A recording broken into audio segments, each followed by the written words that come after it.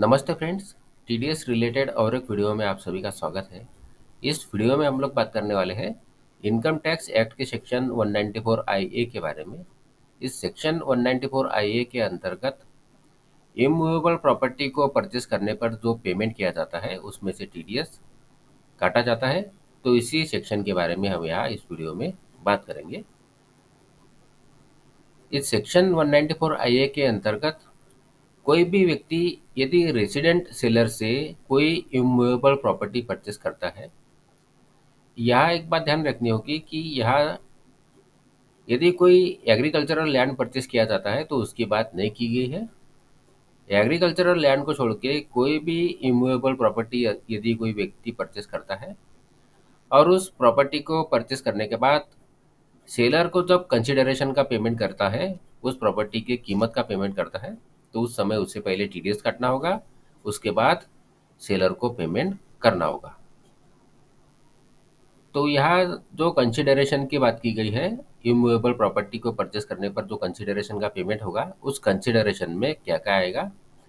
तो यहाँ कुछ चार्जेस भी आएंगे, जैसे कि club membership fees, car parking fees, electricity या वाटर फैसिलिटी की fees, maintenance fees, advance fees या कोई भी चार्जेस जो उस प्रॉपर्टी को परचेस करने के रिलेटेड है, वो सारे कंसिडरेशन में इंक्लूड हो गए। कई बार ऐसा होता है कि प्रॉपर्टी को परचेस करने वाले या सेल करने वाले व्यक्ति एक से ज़्यादा होता है, तो ऐसे केस में भी टीडीएस काटना होगा। यदि किसी प्रॉपर्टी को परचेस करने वाले व्यक्ति या सेल करने वाले व्यक्ति एक से ज़्यादा है, लेकिन उस प्रॉपर्टी के कुल मिला के जो वैल्यू है वो 50 लाख रुपए से ज़्यादा है, तो ऐसे में टीडीएस इस सेक्शन के अंतर्गत काटना होगा। ऐसा नहीं है कि परचेस करने वाले दो व्यक्ति हैं, इसलिए दोनों का शेयर 50 लाख से कम है इसलिए टीडीएस नहीं काटा जाएगा, ऐसा नहीं होगा। तो इस सेक्शन के अंतर्गत टीडीएस कब काटना होगा?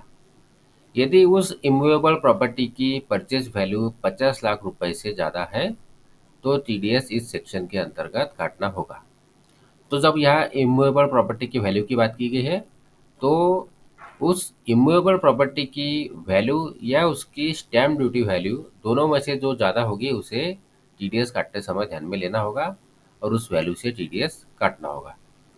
और यदि किसी प्रॉपर्टी के लिए जो पेमेंट किया जा रहा है वो इंस्टॉलमेंट्स में किया जा रहा है, तो हर इंस्टॉलमेंट को पेमेंट करते समय उसमें से टीडीएस काटना होगा, उसके बाद पेमेंट करना होगा।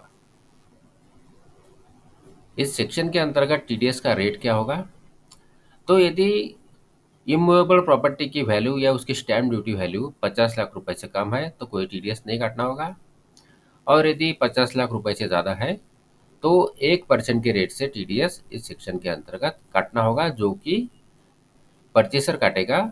परचेसर जब सेलर को पेमेंट करेगा उसमें से 1% के रेट से टीडीएस उसे काटना होगा। और यदि सेलर का पैन नंबर अवेलेबल नहीं होगा तो ऐसे में 20% के रेट से टीडीएस बायर परचेसर काटेगा। यह इस सेक्शन के अंतर्गत जो टीडीएस काटा जाएगा उस प्रॉपर्टी की पूरी कीमत से काटा जाएगा। जैसे कि यदि हम उदाहरण से बात करें, किसी व्यक्ति ने एक प्रॉपर्टी परचेस की है जिसकी कीमत है 53 लाख रुपए, और उस व्यक्ति को पता है कि टीडीएस काटने की लिमिट 50 लाख रुपए है। तो 53 लाख रुपए से 50 लाख रुपए कम करके 3 लाख रुपए से टीडीएस नहीं काटना होगा, पूरी कीमत से टीडीएस काटना होगा, जो कि होगी 53 लाख रुपए।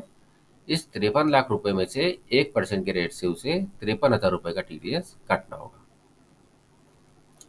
अब बात कर लेते हैं कि इस टीडीएस को डिडक्शन करने का और उसके रिटर्न फाइल करने की प्रोसेस क्या है। तो इस सेक्शन के अंतर्गत जो टीडीएस काटा जाएगा उसके लिए टैन नंबर होना आवश्यक नहीं है। या इस सेक्शन के अंतर्गत जो टीडीएस काटा जाएगा और टीडीएस का पेमेंट किया जाएगा वो पैन नंबर से किया जाएगा। इसके लिए सेलर और बायर दोनों का पैन नंबर आवश्यक है, पैन नंबर से ही पेमेंट होगा। अब यहाँ बात कर लेते हैं कि रिटर्न और चालान पेमेंट की ड्यू डेट क्या होगी। तो जिस महीने में टीडीएस काटा गया है उस महीने के पूरा होने के बाद 30 दिनों के अंदर इस चालान को भरना होगा, और जो चालान भरी जाएगी उसके लिए जो फॉर्म होगा वो है फॉर्म नंबर 26QB। ये जो फॉर्म नंबर 26QB है ये रिटर्न कम चालान है। जैसे ही इस चालान को भरा जाएगा रिटर्न भी फाइल हो जाएगा, इसे 30 दिनों के अंदर पूरा करना होगा। तो जिस महीने में टीडीएस काटा गया है, उस महीने के पूरा होने के बाद 30 दिनों के अंदर फॉर्म नंबर 26 क्यूबी में चालान कम रिटर्न फाइल कर देना होगा। और इस सेक्शन के अंतर्गत टीडीएस काटने के बाद टीडीएस का सर्टिफिकेट भी इशू करना होगा। ये सर्टिफिकेट परचेसर सेलर को इशू करेगा। फॉर्म नंबर 26 क्यू बी में रिटर्न कम चालान फाइल करने के बाद उस रिटर्न कम चालान की जो ड्यू डेट है उसके बाद 15 दिनों के अंदर ये टीडीएस सर्टिफिकेट इशू करना होता है। और ये जो टीडीएस सर्टिफिकेट इशू करना होता है ये फॉर्म नंबर 16 बी में करना होता है। तो ये थी जानकारी सेक्शन 194 IA के अंतर्गत काटे जाने वाले टीडीएस के बारे में। आशा करता हूँ इस वीडियो की जानकारी आपको यूजफुल लगी हो। यदि इस वीडियो की जानकारी आपको यूजफुल लगी है तो वीडियो को लाइक करिए, चैनल को सब्सक्राइब करिए। धन्यवाद।